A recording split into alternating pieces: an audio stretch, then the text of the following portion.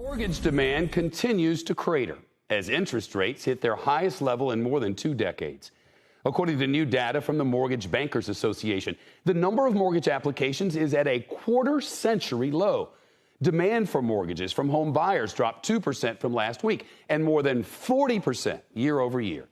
And demand to refinance, unsurprisingly, that's even worse. Those applications down more than 80% from same time last year.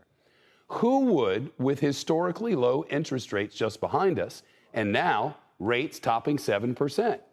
Well, you'd think home prices would dive, right? Of course they haven't. According to the S&P CoreLogic Case-Shiller Home Price Index, prices in July were up more than 15% compared to the same time last year when they were crazy high. But in August, they were still up, but just a smidge less, up 13%, which is actually the biggest monthly drop since the index launched 35 years ago. Glenn Kelman is with us now. He's the CEO of the real estate brokerage Redfin. Glenn's waving, and thanks for joining us. According to new data from your company, the number of sellers who dropped their asking price quadrupled this year. Now, here's the question. Are these people who had unrealistic list prices for what the market is now, or are you seeing some sort of meaningful drop in home prices? Well, I think it's both. People have come to Jesus about the housing market. So the folks who are still on the market heading into Thanksgiving are anxious to sell, but most people are just withdrawing their listings. There's trillions of dollars of equity in the housing market, which means that most of us don't have to sell our homes today, and we'll wait for a better day to do it.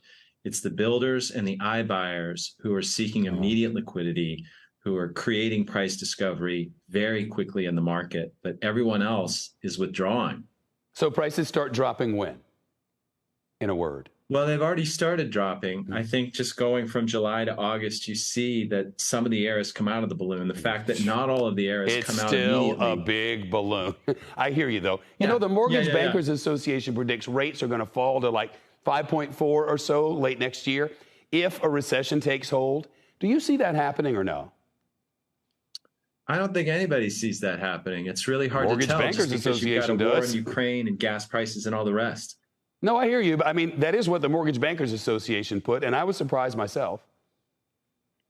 Right. It's just a very unpredictable time. So the Fed doesn't really have control of the situation. It's the inflation numbers that are driving the entire market. So mortgage rates are trading on that. Treasuries are trading on that.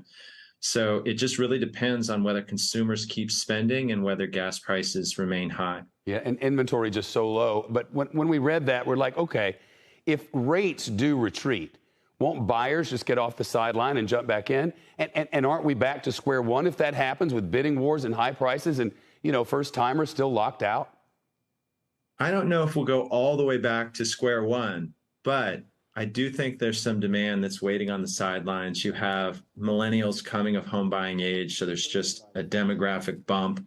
Then there's also the pandemic. So there's plenty of people who still don't have to commute to the office. They can move anywhere in America. They are looking for a home. So yes, realtors always say that you should date the rate and marry the house. There are plenty of people who are trying to buy right now. And if they could just afford it, they would, because they would refinance later. Date the rate, marry the house. Glenn Kelman, grateful. Thank you so much.